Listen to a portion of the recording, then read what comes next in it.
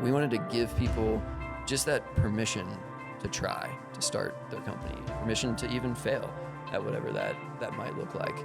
And he just kind of stops me, stares back across his office to me, and he's like, Brian, if what you're passionate about, if what you really want to do is be an entrepreneur, then just go try it. Like, try it for a year or two. You might fail, and that's fine. You have permission to fail. But worst case scenario is that you get to do what you're passionate about. Welcome back to the Middle Tech Podcast. You've got Logan Jones and Evan Knowles here. It is our honor today to be recording live from Awesome Inc. with the CEO and co-founder, Brian Raney. So I want to start off with just a quick story, just set the context here. My personal story with Brian started off in college. He was actually a professor of mine in the Entrepreneurship program that I was a part of. He invited me to the Kentucky Entrepreneurial Hall of Fame, and that was essentially my first experience with the Lexington startup ecosystem. So without me taking the chance to attend that event, without Brian inviting me, I very well would not be sitting up here talking to you guys today. Before highlighting our sponsors, we'd just like to state that the views and content shared on this platform do not necessarily reflect those of our show sponsors. Middle Tech is presented by KY Innovation, the Kentucky Cabinet for Economic Development's Office of Entrepreneurship. KY Innovation exists to support and develop Kentucky's startup ecosystem, and we are proud to be supported by an organization whose mission aligns so closely with ours. If you're a founder building in Kentucky, you need to check out the resources that KY Innovation has to offer. You can find more information by clicking the link in our show notes or going to kyinnovation.com. Middle Tech is sponsored by Bolt Marketing. Take your website to the next level with a website that's built to work. At Bolt Marketing, they're revolutionizing websites for small businesses that are affordable, customizable, and hassle-free. Whether you have a construction company, a boutique clothing store, or you own a hot yoga studio, they have options for you. Click the link in our show notes to explore their marketing options that can transform your marketing and grow your business. And as a personal note, Bolt Marketing built our website, and they were awesome to work with throughout the entire process. We highly recommend working with. Middle Tech is also supported by Huntsicker, an impact venture studio based in Lexington, Kentucky. Huntsicker is creating companies out of the ordinary by founding and funding the next generation of purpose-driven startups. They partner with founders to create indispensable solutions to the world's most fundamental problems. On a quarterly basis, they host an invite-only intimate gathering called Fireside Convos, where attendees representing a wide network of stakeholders in the regional entrepreneurial ecosystem discuss timely topics, including the role of AI for startups out of Kentucky and the challenges of identifying and attracting talent. To be considered as a guest, visit huntsicker.co/fireside to apply. So Brian, that being said, let's start getting into the conversation around Awesome Inc. 15 years now you guys have been at this, which is an accomplishment in and of itself. But let's go all the way back 15 years ago. What were you doing? You were at UK. Where did this idea for Awesome Inc. come from? Why did you decide that this was something you wanted to do? Yeah. Well, Logan, first off, thanks for having me. Thanks to Middle Tech. Thanks to all the sponsors, and thanks to just everybody here that showed up. I look around this room and I just see so many influential and impactful faces that have been a part of this 15-year journey. And it really even goes beyond the last 15 years. Just so many, it's really humbling for me to just see the people that are in this room right now, and to think about some of the people that are going to be listening to this podcast, just to know that like the support that they've provided, and the community that they've been a part of building over the last 15 years. And it does go even beyond 15 years ago, probably go back about 18 years to a meeting that I had with President Lee Todd at the University of Kentucky. So I was at UK 2005-ish, let's say, and was about to graduate and had a meeting with Lee Todd, worked really hard to get this meeting, had to bug his secretary probably several dozen phone calls and walking into her office multiple times just to like score the meeting with Lee Todd. And we finally got this meeting as me and my business partner, Luke Murray. And we wanted to meet with Lee Todd not because he was the president of the university, but because he was a successful entrepreneur. And that was what we believed that we wanted to do, was pursue entrepreneurship. So we sit down with him in his office, tell him a little bit about our story, tell him what we want to do after graduation, and just kind of ask him like, what do you what advice do you have for two about to graduate students that have tried to start some things while they were in college, but been pretty unsuccessful at it? But also have very lucrative career opportunities, like a computer science degree, could go get a programming job that would have paid really well and had lots of stability to it. What do you suggest that we do? And he just kind of stops me, stares back across his office to me, and he's like, Brian, if what you're passionate about, if what you really want to do is be an entrepreneur, then just go try it. Like, try it for a year or two. You might fail, and that's fine. You have permission to fail. But worst case scenario is that you get to do what you're passionate about for a year. And then those computer science jobs will still be there. So he just put everything into perspective for us. And we literally walked out of his office and we're like, that's what we're going to do. We're going to try to start a company right after graduation. So that's what led to the creation of my software company, Apex Software. So in 2007, in 2007 is when we started Apex Software right out of college, and had some pretty good success with that, but still had to navigate what it's like to start a company. And it was a pretty lonely journey for a lot of that time. So 2 years after that is when we decided we were going to start Awesome Inc. And we started Awesome Inc. with the goal of doing exactly what Lee Todd had done for us a few years prior. We wanted to do that for other people. We wanted to give people just that permission to try to start their company and permission to even fail at whatever that might look like. So that was the inception of Awesome Inc. Goes back to Lee Todd. At that time, what was the state doing? What was going on in Lexington? What was the university doing to encourage entrepreneurship? So what did the state look like at that time? Sure. There was some activity around entrepreneurship. I wouldn't say that there was a lot of activity, and that's kind of probably why we felt a little bit lonely. We had actually started a group. I guess it was maybe when we were about to graduate from college, called the Young Entrepreneurs of Lexington. Hopefully some people that are listening to this will remember this group. We called it, it was YEL, so we called it YEL. And our tagline for it was 20-somethings doing something to build the entrepreneurial community. Like we were doing something. We didn't know exactly what it was, but we were doing something to help out the entrepreneurial community. And there were probably 15 to 20 of us that would meet up about once a month at just somebody's house. Like, it would meet at my house, and then it would go meet at Luke's house, and then go meet at another guy's house. So there were a few things like that were going on, but not enough. And then we would travel out to like San Francisco or travel to New York City or Boston or somewhere like that, and we would see like all this activity that's happening in the entrepreneurial communities in those cities. And we'd show up to all these events, and just like, it was super energizing and super, super fun. But at the same time, when we would go to those events, we would realize none of these people are smarter than any of the people back in Lexington. Like, none of them have anything that the people in Lexington don't possess. So really all it probably is that they're just doing stuff, and we're not doing enough stuff. So that was like literally like, kind of is funny, because going back to that tagline of like doing something, like just go do something, became like a lot of what we felt and was necessary for building the ecosystem. And we'll talk probably later about how failure is like just inevitable, and that's okay. Like, you can do something that fails. That's still probably better than doing nothing at all. So we just wanted to bring that activity back to Kentucky, because there was just not enough of that going on, in our opinion. Yeah, and one of the things I want to cover throughout this conversation today is really mapping out everything that Awesome Inc. does at this point. Yeah. And you guys have spent 15 years implementing all of these different programs. So let's start kind of what got introduced first. You guys have gone out, you're visiting these different startup ecosystems, you're seeing the energy that's there.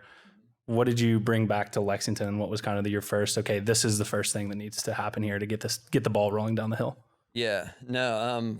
Well, let me start with kind of a quick story of maybe what enabled us to start Awesome Inc. and to do this. So this was the year before we started Awesome Inc., so 2018.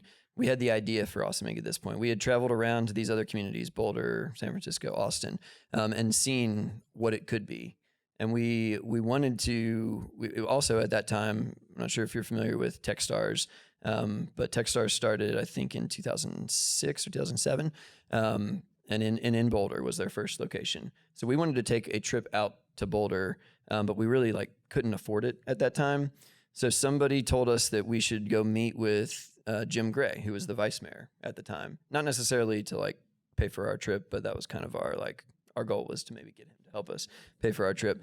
I remember meeting with him down at the end of Main Street, Starbucks, and he shows up. This is our vice mayor, and he shows up in these Lululemon sweatpants and a t-shirt. He had just worked out at the YMCA or something, and he's getting his Starbucks, and we hung out with him for about an hour talking about building a startup community.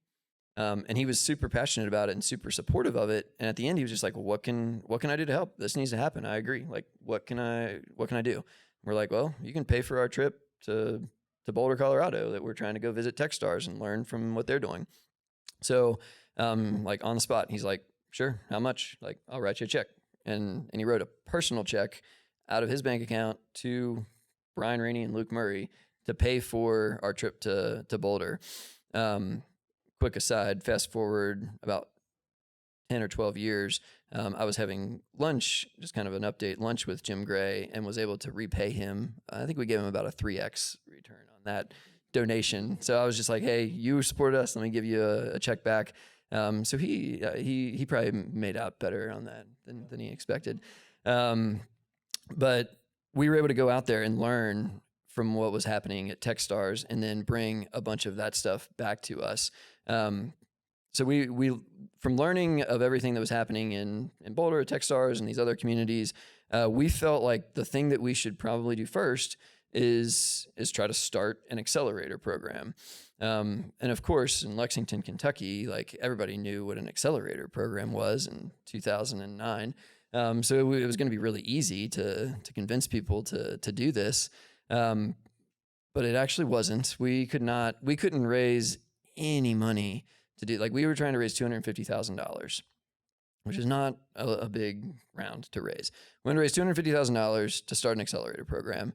And we would build our way up. Maybe we get to 150, and then somebody would drop out and we're back down to 100 or 175 and drop out. And we never got there. We could not get to $250,000. So we were like, this isn't working. We need to do something else that can keep the lights on and pay the rent for the space that we had that we're sitting in today. It was our first space, and we've been here ever since.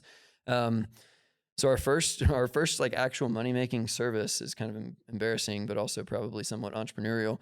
Is we turned this space into a venue for rap parties. And sorority parties and fraternity parties. I mean, whatever we had to do to pay the bills. Friday nights, Saturday nights, we were booked up almost every single week. And we could charge pretty good rates for Main Street venue, host these dance parties or whatever here at Awesome Inc. And I mean, it was not what we had in mind when we went out to Boulder, Colorado and wanted to start Techstars, but it was paying the bills. And I remember late nights with my business partners, it'd be 2 a.m. and the party would have just ended, and we're cleaning up everything, literally sitting on the floors. This used to be carpet, sitting on the floors with ice cubes, scraping gum off of the floors from that night's whatever sorority party that had just happened. And that was working as a business model, except until it wasn't working anymore, which was when the fire marshal showed up and told us that you're not actually allowed to do that without the right permits and licenses or whatever. We were breaking all kinds of rules. We hadn't met our attorney, Ken Sagan, who's in the crowd at that point yet. So that got shut down, and then we had to pivot again. We created a co-working space. And that was probably the first real entrepreneurial service that we were able to provide, was this co-working space. And we were able to host a lot of other events, entrepreneurial events in this space. So co-working, hosting networking events and entrepreneurial events was probably the start of the momentum of the entrepreneurial activity that Awesome Inc. was able to provide after the rap parties, of course. After the rap parties, yeah. And it makes a lot of sense. You need to have a physical place where a community can start to form. You need to be able to plant that seed of getting people in the same space together, whether it's just co-working, you have hot desks, or I'm sure the accelerator program was also difficult in the early days because it's like how many companies were actually starting that you could offer services to. I'm sure nowadays it's how many startups have gone through the fellowship at this point. It's we're around 100. Yeah, so right around 100, we will cross, which is 100 awesome. soon. So now that you got the space established, you got the fellowship program established. Let's talk about what the wall represents behind us with it, which is the Kentucky Entrepreneurial Hall of Fame. That was a huge undertaking for you guys to do. I got to come to one of the first ones that you guys did, and the people that were in the room for that was phenomenal. I mean, you're talking about some of the most successful people to ever come out of the state of Kentucky, and I'm sure it was not easy to get those people to buy into the idea and everything. I'm sure it took a lot of convincing. So just talk about that entire experience starting the Entrepreneur Hall of Fame. Sure. So the very first Entrepreneur Hall of Fame event was 2010. So the second year that Awesome Inc. was in existence. And luckily we had made some connections with people like Lee Todd and Jim Host and John Y. Brown. Those were some of the catalysts that really pretty well-known and successful entrepreneurial names in the community that we were able to convince that this could be a real thing. This Hall of Fame where we will celebrate the success stories of the most successful entrepreneurs from the state of Kentucky, while at the same time encouraging younger generations of entrepreneurs to pursue similar ambitious endeavors. This could actually work. And John Y. Brown, I remember being a pretty critical, a pretty critical person to say yes, that I'll be a part of that. We inducted 9 people in the first class, 7 of which were living, and all 7 of those living ones showed up, which was surprising to us that they would they didn't know who we were. We were nothing. But it does work when you give someone a trophy. They want to show up and they want to be a part of it. So we had them show up. We literally did it here at Awesome Inc. There were probably 50 people that showed up for the event. We did all the work. We would one of our former team members is in the room. Catherine Sagan, she probably remembers this. We would have these goldfish at the middle of the tables, swimming around. And we were just we are doing it. We are so fancy. Check out this event that we have, goldfish at the centerpieces. It's come a long way. If you come to the Hall of Fame this year, it's in November 12th. We would love to have you at the Hall of Fame ceremony this year. It's in Lexington. There will be 500 plus people there. It's going to be a very well professional put on event by the Kentucky Chambers, who we partner with, and they handle all of the logistics and the actual event operations of the Hall of Fame ceremony now. But it's come a very long way since those early days of hosting it here at Awesome Inc. Which is bittersweet, because it's even just talking about this right now and thinking through the first couple of years of the Hall of Fame, I'm man, those were those are really fun days that we got to experience, what it was like trying to launch something from nothing. But it's also really fun now to see how much it's grown and how it is a very large and successful, legitimate institution. The Hall of Fame is something that when I call the people, we're about to figure out who's going to be in the 2024 class. The votes are coming in right now. When I call those people, they will be excited. It will be an honor for them to be a part of the people who are on the wall in the class of 2024. After engaging with all those entrepreneurs and all the ones that come through your doors here, what's a common thread you've noticed with entrepreneurs that they possess, or what's driving them? What is something that the audience can take away that maybe somebody in the audience is thinking about entrepreneurship or has maybe tried it and failed, and maybe they're trying to figure out if they want to try again? What's a common thread that you notice in entrepreneurs? Yeah. I think there's a lot of different threads that we will be able to kind of pick up on as far as themes that we might identify across entrepreneurs. I think some of the first ones that come to mind is resilience and just not taking no for an answer and being able to handle a lot of failures and get back up every time. If you cannot stomach getting told no or failing, then you should not be an entrepreneur, because it's going to happen like 99% of the time, like we lose. But the like 1% of the time that we win is like really big, and it pays for the other 99 times that we just failed. So you have to like just be comfortable with that failure and comfortable with being told no. And you have to be persistent as well. And that's probably another part of the element of resilience there, is that like you have to be able to push through a lot of those no's. Here's the deal. If you're starting something and you need someone to help you do that thing, maybe you need your first customer to say yes, or you need an investor to like support you and say yes. I promise you that person didn't wake up this morning thinking, well, I really hope Brian Rainey calls me and asks me to buy his product, or I really hope Brian Rainey calls me and asks me to invest in his start. Like they're not even thinking about you. They don't want you to call. Actually, they probably, I mean, maybe they don't know it yet. They do want you to call because what you're offering is valuable and it's gonna make their lives better. But you're not on their radar. So you have to work really hard to get onto their radar in order to eventually get to that yes, from that potential customer or potential investor or potential partner, or whatever it looks like. And I think that's probably the quality that I've witnessed that has led to the most success of entrepreneurs, is like having that resilience and having that persistence to be able to just like keep getting up and keep breaking down like the walls that are going to be put in front of you. Yeah, and being exposed to that, just me personally, being able to come into this space and be around those types of people and being able to see the Entrepreneurial Hall of Fame, that had a huge impact on my early career choices when I was starting off in college. And you guys will have to indulge me for a second. I want to just tell some of the stories around the impact that Awesome Inc. and Brian specifically had in my life, and allowing me to stay in Lexington, a place that I love, a place that so many people that I love live, and being able to find some, what I consider career success, which I'm proud of. But I mentioned that Brian was a professor of mine at the University of Kentucky. He invited me to this Entrepreneurial Hall of Fame, and that was kind of my first step into the startup ecosystem, and really where the entrepreneurial bug kind of bit me.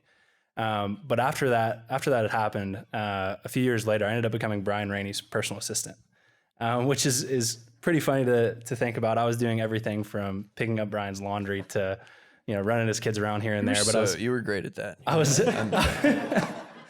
was also doing really cool stuff. Brian empowered me to do, I worked on this project where I built a startup yearbook. So I got to go and talk to everyone and build profiles on them of everyone that was doing startup stuff here in Lexington.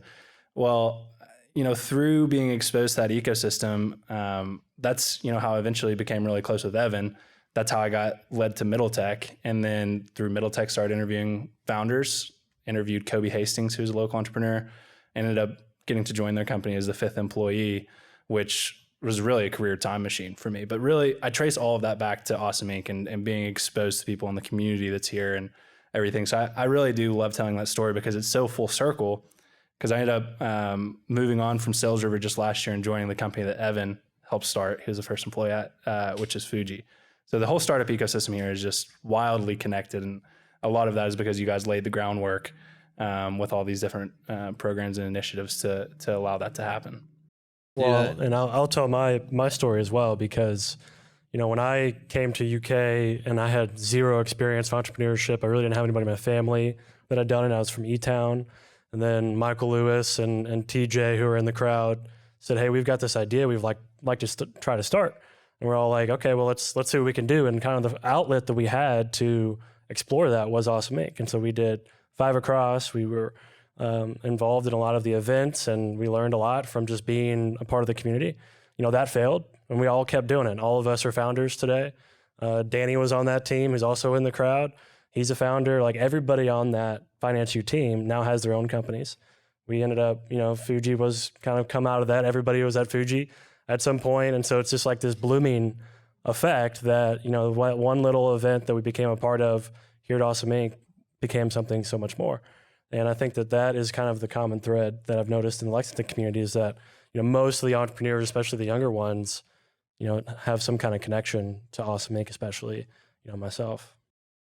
Yeah, I really appreciate you guys saying that. And that, again, like that's super humbling just to hear you guys talk about your stories and just share some of the impact that the startup community has been able to have on both of you.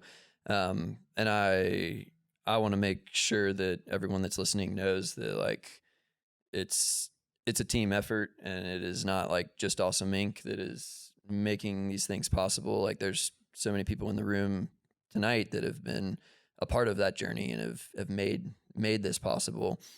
Even like your guys' sponsors that you guys already gave a shout out to, Chase Bank, like super supportive partners in the entrepreneurial community, and have been showing up for years now for the startup community. Not just sponsoring things, which is also very helpful, but like showing up is very helpful.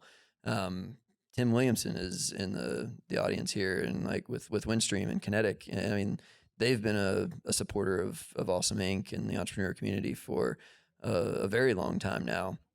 And it's a team effort. I think somebody from Dinsmore is here.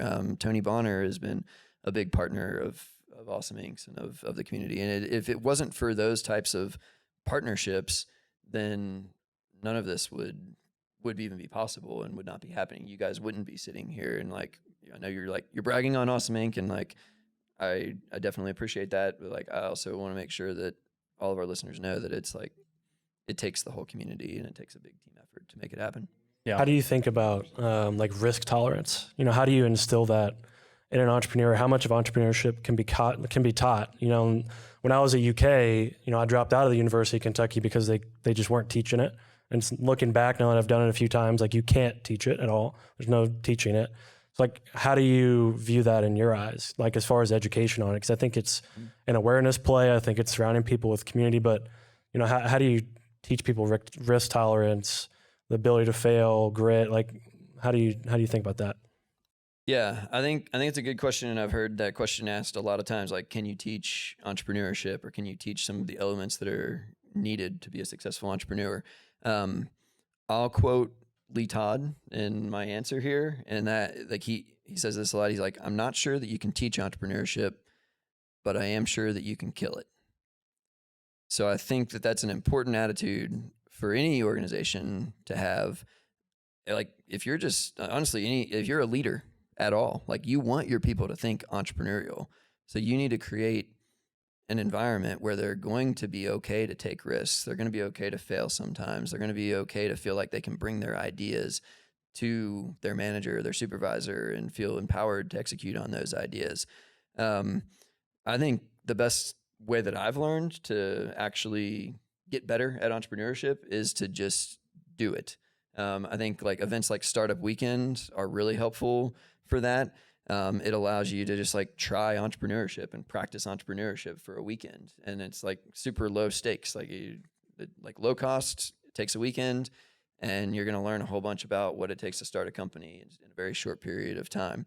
So I think events like that are critical. I also think another thing that's really helpful for learning entrepreneurship is just to expose yourself to as many entrepreneurs as you can and be around other entrepreneurs. So also in the room is a guy named Craig Avery. He's a mentor of mine, but he has a group called 210 Leaders, and it's a bunch of business leaders that get together, and they have different small groups, and they get together weekly or bi-weekly, and you're just around other leaders that have a lot of experiences that you can learn from. So I think in order to get better at entrepreneurship, like first off, just go do it. It's just like with basketball. You want to get good at basketball, like you probably don't need to read a book. You probably don't need to take a class on how to play basketball.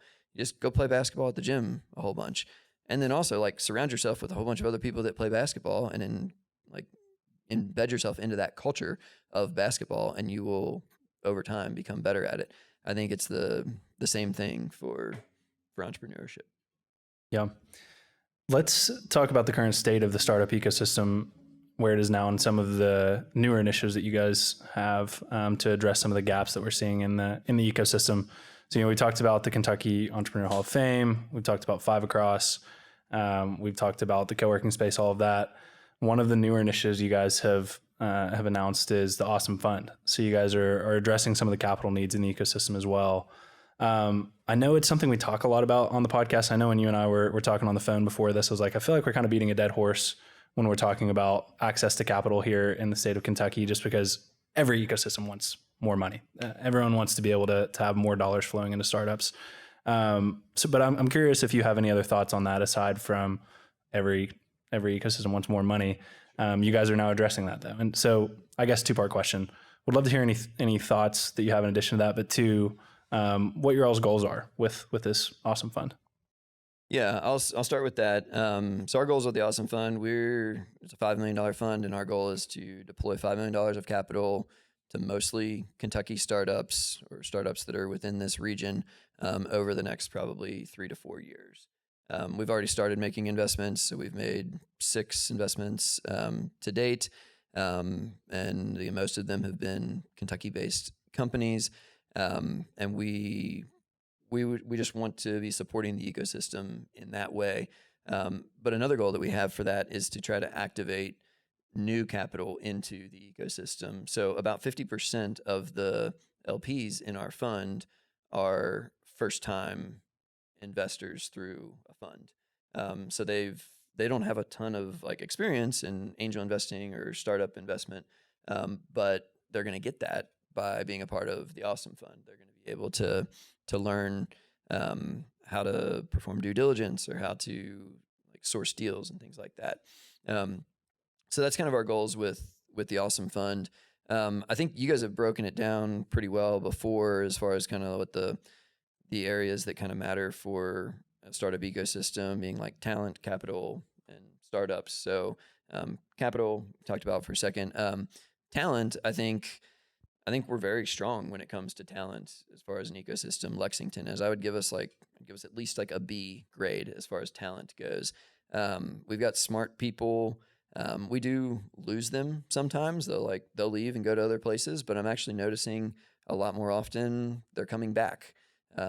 There's something that kind of will bring you back to Lexington or back to Kentucky after you've explored other ecosystems or other communities. But a couple quick examples of like really talented individuals that like could hold face against anybody in the country, I would believe is like one is Nick Such. So one of my co-founders at Awesome Inc., current vice president at Apex. This kid turned down Stanford and Harvard to go to B school. Like he was accepted into both Stanford and Harvard. The only person I know that got accepted into both of them and then told them both no because he wanted to stay in Kentucky and run his own company. And that's just that's an awesome talent retention story for our state. And then Tony Schmidt, like probably one of the like smartest computer programmers that I've ever worked with. He left Kentucky after graduation. He's the founder of Greek Track, if you've ever heard of that company. So he started that company right out of college, pitched it one of the very first 5 Across events and won 5 Across in 2010, like the finals of 5 Across. But he moved to Seattle to work for Microsoft for a few years, but has since come back to Kentucky and is now running his company out of Lexington, Kentucky. And he's doing that full time now. So I think that's another like great win and success story. And I think that I'm hearing of more and more of those. There's people like Adam Tanner, who used to work for Google, and Blake Hall, who used to work for GoDaddy. There's just like really smart people that want to be investing in Kentucky's ecosystem. And I think that's why I would say like our talent pool is stronger and only getting stronger. And then the last category being like the actual startups themselves. I would say that for the resources that Kentucky has to work with, like we've got great startups. You guys had a guy, Jake Budler from Endeavor on your podcast not too long ago. And I agree with what he said. He said that the trend line for startups in the Midwest is really positive. And I think that's what we want to see is the trend line. You want to be improving the quality of your startup pool. And I think that especially goes for Kentucky. If you look at the 5 Across companies in 2010 that were like pitching, like we were begging people to come. Like I was calling friends and being like, "Hey, you have an idea? Do you want to come pitch at a pitch competition? You might make $500." Like, and they were like, I can come up with one, I guess." Like that was the quality of a lot of the pitches that we were having in the early days of 5 Across. Fast forward to 2024, and it's super competitive to be accepted into 5 Across. The quality of the companies that are pitching in this pitch competition, the quality of the companies that are getting into the fellowship program, the quality of the companies that are just all around the state, that trend line is really positive for us. Yeah. And I think just to kind of tie that together of where we want those things to all converge is when you look at an ecosystem that's further along, like Indianapolis, for example, you see an example of a really big acquisition. And that's really what I feel like Kentucky's ecosystem is really waiting on. There's a couple different components, and we'll kind of tie this back to one of the other things you and I talked about that needs to improve about the ecosystem. But really what we want to happen is company gets started here, hires a bunch of talented people, but has a big successful exit. And then that capital hopefully goes and gets redeployed into the ecosystem through the early employees that had equity. They become angel investors. They also have now this experience of working for a high growth company. They become entrepreneurs themselves, and then it becomes kind of this cycle.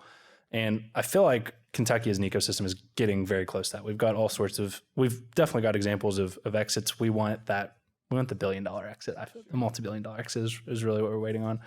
But talk about some of the things that you'd like to see improve about this ecosystem as we kind of pursue that vision of trying to get to that point. Yeah, I think like the first thing that comes to mind for that, and especially kind of tying into like, we need these big exits. We actually have more success stories of entrepreneurship than most people are aware of. What I think the problem that we actually have is it's a marketing problem. Like some of you that are listening have probably heard of companies like Extreme Software or Apris or Trilogy Health Services or Premier Packaging. And these are all companies that have done really, really well from Kentucky. And some of them are in the Hall of Fame on the wall behind me. This year, when we were putting together the ballot for the Kentucky Entrepreneurial Hall of Fame, there were 97 nominations for entrepreneurs that like all are very deserving of being honored for the success that they've had. And I would guess that most people that are listening to this like probably haven't even heard of 87 of those 97 entrepreneurs. And that's a marketing problem. Like we just aren't doing enough to talk about that and to brag about some of the success stories that Kentucky has. So we need to talk about those success stories so that we can demonstrate the rewards of what happens if you are an entrepreneur and what happens if you become a success story. We've got Sam Razor, who's in the audience today, who like had an exit last year, or maybe it was 2 years ago now, of Hippo Manager. And those are the types of stories that we need to be bragging about more and making sure that we're talking about, so that when people are considering, do I want to be an entrepreneur or not, they can see what the upside is. If you think about like Vegas as an analogy, like people go to Vegas and spend tons, like it's probably one of the dumbest things that you can do with your money is to go to a casino in Vegas and bet your money. But like they don't have a marketing problem, and people go to Vegas all the time and do that. If you think about like comparing that now to like Lexington and trying to get people to pursue entrepreneurship, like we need to do what Vegas is doing and show a bunch of people that are like having fun at the casino and smiling and laughing or whatever, and like talk about the good stuff that comes along with the path of entrepreneurship and tell those stories so that we can inspire others to do more of it. And then the last thing that I would say about that is we actually need more of those winners and those success stories to actually like step up and engage. Some of them do an amazing job. Like I mentioned already, Lee Todd, like he's very engaged. Jim Host, Randy Bufford, Jim Headley, Mike Davis. There's many examples of these successful entrepreneurs that are engaging. But when we sent out the ballot for the Hall of Fame just a couple weeks ago, one of our previous inductees, and I won't say who it is, one of our previous inductees received the ballot. And when in my email that I send out with the ballot, I was like, hey, we'd love to receive your votes for this year. Can you like review this ballot and send your votes back? His response was, I'm too far away from the activity to participate in a voting process like this. I'm like, what a shame. Like you don't like, if you're an ex-NBA player, do you think you're too far away from the activity to know what's going on in the NBA? I doubt it. I bet you stay plugged in to that community. So that's what we need these success stories and these successful entrepreneurs to do is we need them to engage and stay involved in the entrepreneur community. And like I said, more and more of them are doing that, which is why I'm excited about the future and very optimistic about it. But we need to tell those stories for them, and then we need to get them to show up to things and continue to engage in that process with us. What does engagement look like? Like what are the different ways that they could? I mean, for this individual, like just vote, like fill out the ballot. But like, yeah, to get to a place where you like feel more comfortable voting, I guess like, yeah, showing up to events, judging pitch competitions, mentoring entrepreneurs, investing in those entrepreneurs. I mean, like, yeah, like writing checks, spending your time, like the way you find out that if anything matters to anybody, like look at their bank account, look at their calendar. So I want to see some things on their calendar that line up with the entrepreneur ecosystem. I want to see some things in their bank account that line up with the entrepreneur ecosystem. And again, like this is, I'm saying this in a more positive way than like a call out. We could definitely use more of that, but I do believe that it is improving significantly. Are getting a lot more of that involvement, which was one of the goals in 2010 of starting this Hall of Fame. Was like those guys would not have answered our phone calls originally, but once we get them to show up to the Hall of Fame and they see the legitimacy of what we're building, they will all answer our phone calls now.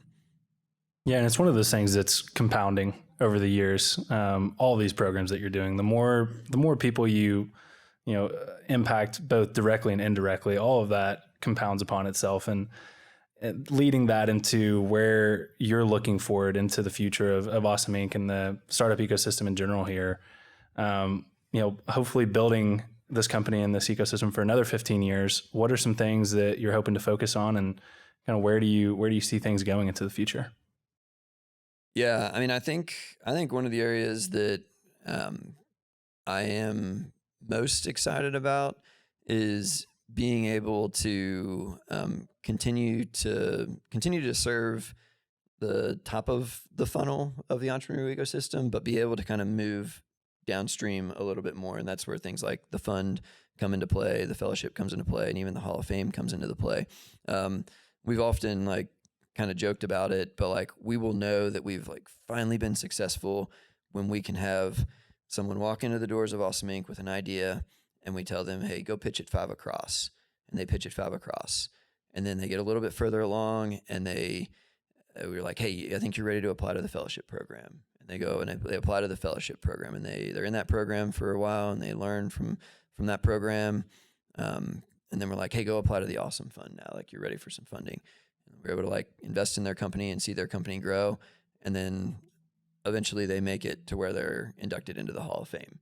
So it's like an idea that walked into Awesome Inc., just an idea.